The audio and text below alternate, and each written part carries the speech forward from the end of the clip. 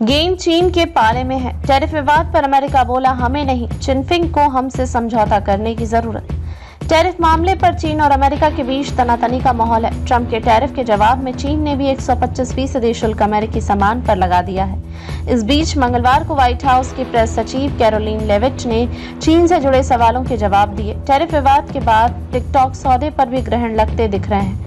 इस बीच ट्रंप प्रशासन ने 19 जून तक टिकटॉक को अमेरिका में कामकाज करने की मंजूरी दी है।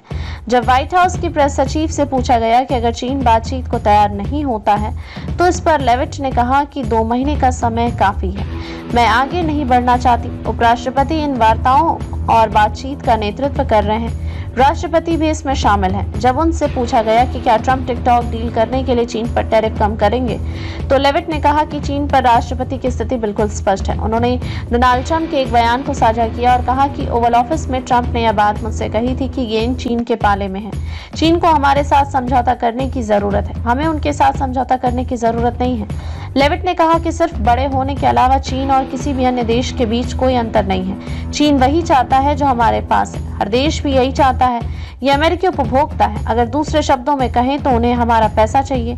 लेविट ने कहा कि राष्ट्रपति डोनाल्ड ट्रंप चीन के साथ समझौता करने को तैयार है, मगर चीन को भी अमेरिका के साथ समझौता करना होगा। जब व्यापार समझौतों के बारे में लेविट से पूछा गया कि कौन कौन सी डील पर बातचीत जारी है तो उन्होंने कहा कि अमेरिकी व्यापार राजदूत, वाणिज्य सचिव और ट्रेजरी सचिव ने प्रशंसनीय काम किया है।